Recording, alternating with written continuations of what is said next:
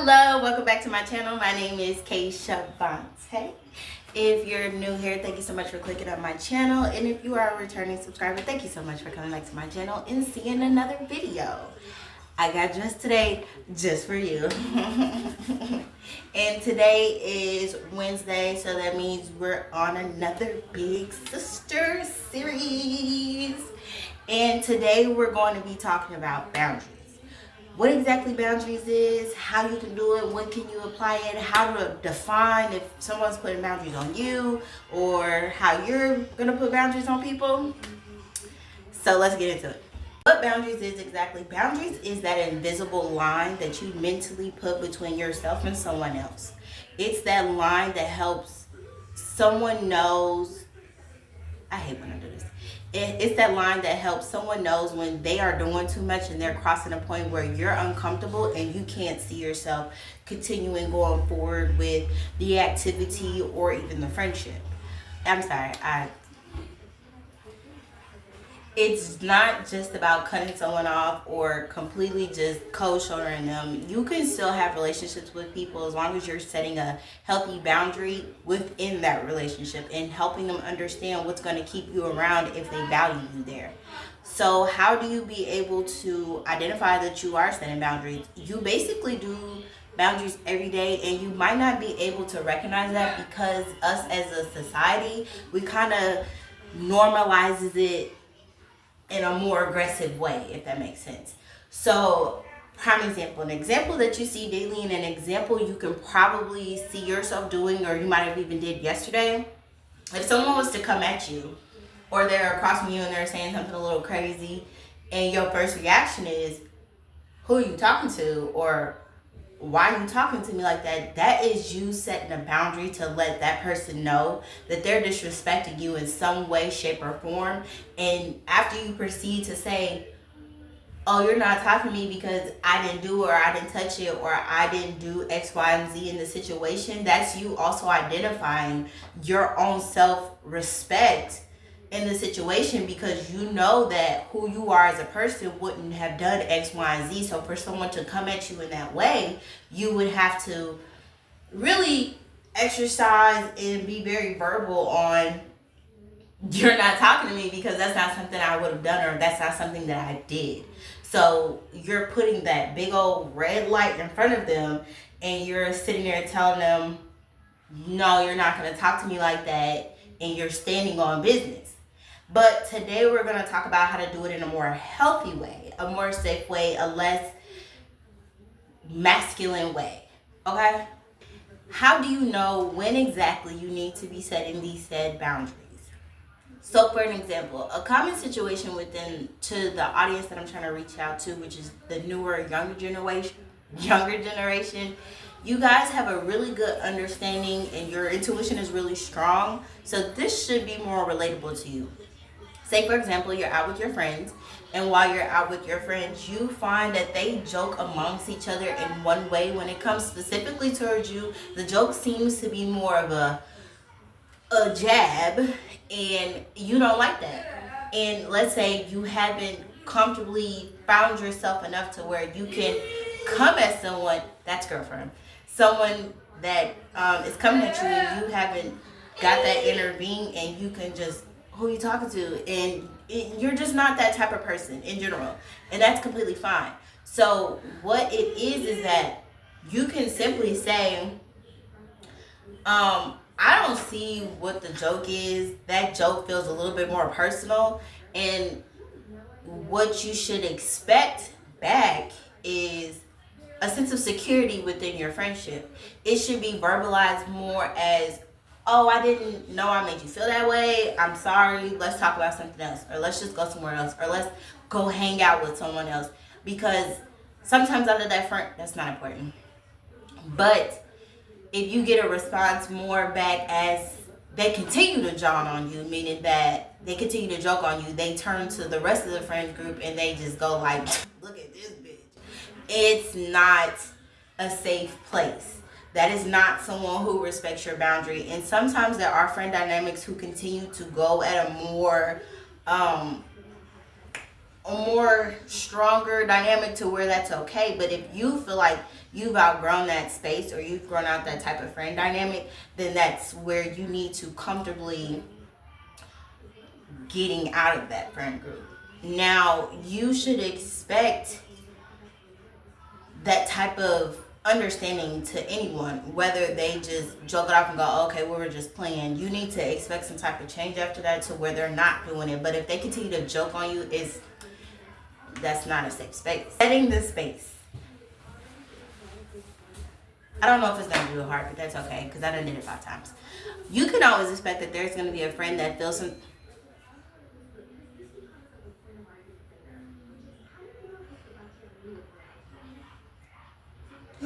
You can always expect that there's gonna be a friend that's gonna feel some type of way. My son is purposely trying to get in the video. They said hi, Papa. Hi. Yeah, they said hi.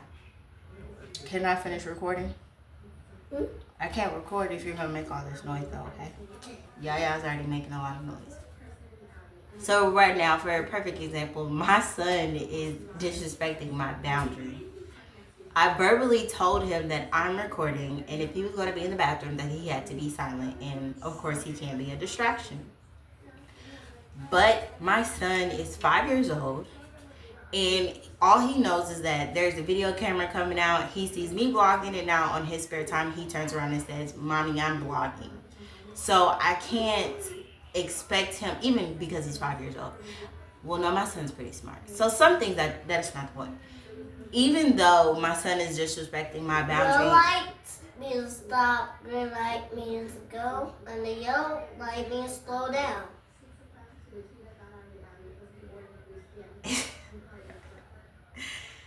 Even though my son is 5 years old, he does know what, of course, sit down, get out the room, hush, I'm doing something means. But because I love my son and because I care about my son being able to express himself and Mommy? not, yes, baby. Deb, I know. Because I want him to be able to feel comfortable with doing different things and always being able to feel like he can come to me in certain things. I have to redirect my own boundaries within myself and what I feel like I need for my. Boy, what did you do? No, ain't nothing over there for you to be touching. And that's okay. It's healthy.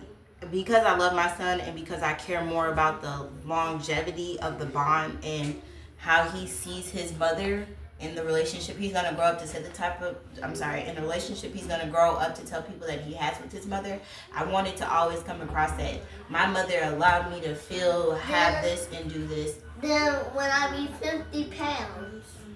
50 pounds is really old, huh, Papa? Huh? 50 pounds is really old? No. Oh, okay. It's just really heavy? Oh, yeah. And then when I get 100 pounds, then I gonna do a lot of workout. Yeah, then I can find me a real work. Okay. Now let's practice. Then I can work in the restaurant. Okay, come here.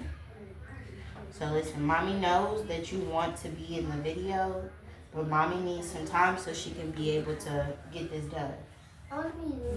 I know, but can we make a video? I'll let you use my phone and my stand later so you can make a video on your own, okay? But what kind of, but when? When Mommy's done recording. Yeah. Okay? So can you give me a second with you leaving the bathroom so I can get it done? What time are you gonna be done? I'll let you know when I'm done, okay? Okay. Thank you, Papa. I'm gonna be ready. Okay, I love you. Okay. You see, he heard the boundary that I wanted, but I also had to understand what he needed from me within the dynamic of our relationship as his mother. And of course I could yell at him, and I don't want anybody to think that I'm Saint Mary of a mother, but my first step is to always just really just talk to this boy, just to talk, like just to be talked, like I do gentle. The point of the matter is I express my boundary to my son and my needs.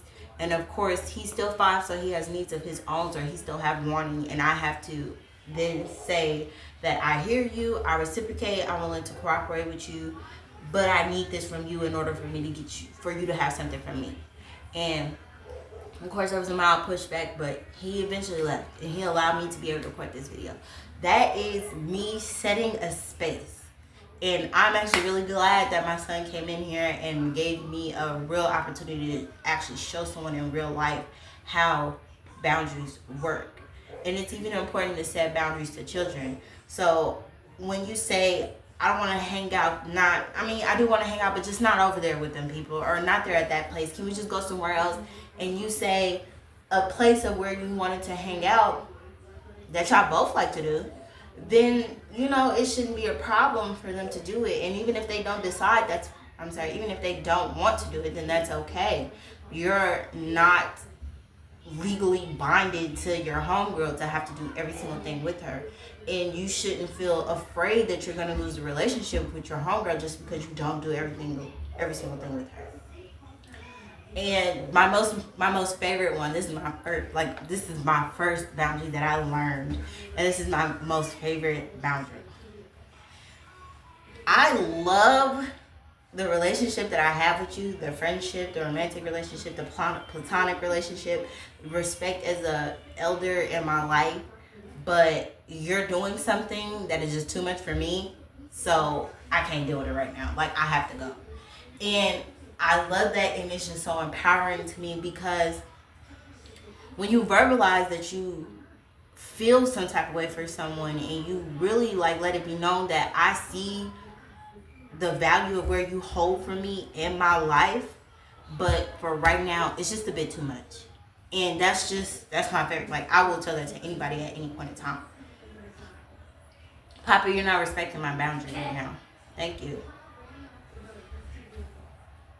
That is the most powerful thing to me, and I love that so bad, because it makes me feel secure enough to know that I verbalized to someone that I do find you very important, but for right now, I can't think about you. I have to think about myself. And when you find someone who might not be able to respect that, it makes me feel like, okay, it's not that you don't hear me, it's just that you feel like what you're kind of going through is more important. And as you can see, sometimes certain situation is more important. And you do have to make that decision, which goes on to my next point, the aftermath. What is the aftermath of setting a boundary? What does it look like? What should you expect? What exactly is going to happen? Of course, at any point in time, full disclaimer, if you're setting boundaries with someone, you should always be very kind, very chill, very neutral, just so they don't be looking at you and perceiving you in some other way when that's not what you want to do. Of course, if you gotta stand on business and put your foot down, you come at them a little differently, but overall, as your big sister, I would rather you understand that was your absolutely last option. Like, you have told this person 3, 4, 5, 6 times, and they're just not getting it. I myself still struggle with that. And that's because I just learned what boundaries is, and I just started to apply them to my life, and I'm 27 years old. So when I say that I'm trying to be your big sister, that means that I'm literally being your big sister, and I'm speaking firsthand experience on what the hell I learned and where the hell is it taking me. And even the challenge. Mommy? Yes, baby. You put on Sonic the Hedgehog for me on Tubies. Okay, yeah, but remember, Mommy said that she needs her time to do this video. So once I'm done, I will come and assist you, okay? Thank you. And then we put on my own video? Yeah, and then I'll set it up so you can video and record for yourself for a little bit, okay? Okay. Okay, thank you. Yeah, even though I'm at the age, I'm almost 30, and it's because I've been a people pleaser for so long, so I'm breaking out of that, and it's really hard because a lot of times emotionally I do find myself in my own way, or I do have a difficult time being able to feel like that I might have to lose someone in the midst of doing this. But you have to tell yourself you should rather lose people who are not going to understand and respect you for where you're going in life than to be around some people that you feel like you have to be shushed for. So again, now the aftermath. Sometimes there's 2 ways. You can expect, it may be a little tension because, as I mentioned earlier, they still might have to get a feel of why exactly you're putting that boundary up like you are, or why you're saying the things that you're saying, or they might even be trying to watch you, because your next steps after telling someone you need to back away from them helps them learn your true intentions behind it. So if you go, oh, I have to step away from you because I just feel like I'm outside too much, but then you turn around and you go outside with some other friends for 2-3 days in a row, that's fake. And that's what causes a person to not feel like you were trying to just set a boundary for yourself, for your own health and for your own comfortability in everyday life. That's you just trying to say you don't want to be friends with them no more and you rather be friends with them. So that's the first way. That's also very important. You should always, do what you need to do for you, but also be mindful of what exactly you're doing for yourself after you set boundary to someone. Because it's easy to misunderstand. But if you have a real friend, one of those friends who understands that, okay, I'm your friend.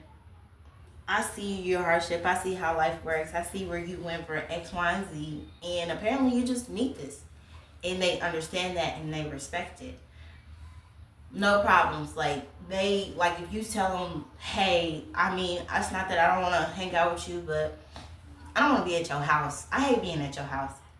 And I don't really want you in my house right now. I just want to do something else. I got other friends that I want. Like, if you verbalize it, of course they're either going to take it as you being fake, whatever. That was actually a really bad example. But whatever. I hope you get the point. Once you do those things, and once you found the real friends who understand your boundaries and they accept it for what you are, what you want to do, and how you want to do it, or either you had a friend that had a difficult time understanding your boundary, but you gave her a chance to understand your boundary, and it took a little work, but she got it.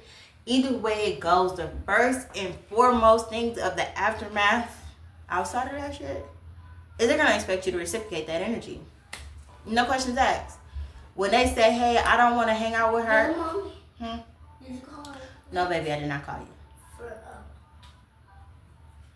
When they figure out that, hey, you're hanging out with this girl and I don't really want to hang out with her. It's not that I got a problem with her, that's your friend, but just I don't want to be around her and you at the same place. You might be stuck in between a rock and a hard place, but that's a boundary that she's setting in. If you value your friendship and she's been respecting your boundaries, you have to say, okay, she don't got to be around us then. It's a very tricky situation. And of course, I'll make any video about anything. I work on my metaphors and my examples. But for now, that is all we have for. Thank you for tuning into our Big Sister series. Again, my name is Keisha Monte. Don't forget to like, comment, and subscribe. And always remember, you have a big sister in me. And if you ever want someone to talk to just personally, please feel free to DM me. I am on all social media platforms now. You can find me on TikTok at Shavante Kingdom or K Shavante. My Instagram is also K Shavante, and my Snapchat is also K Shavante. And I think that's pretty much on everything. and don't forget to follow my business page, because as you know, your homegirl is in esthetician school, and I will be taking clients here in a minute, and I would love to see any of my subscribers come to my school and get a treatment out of me, and we can meet in person and you can tell me about you.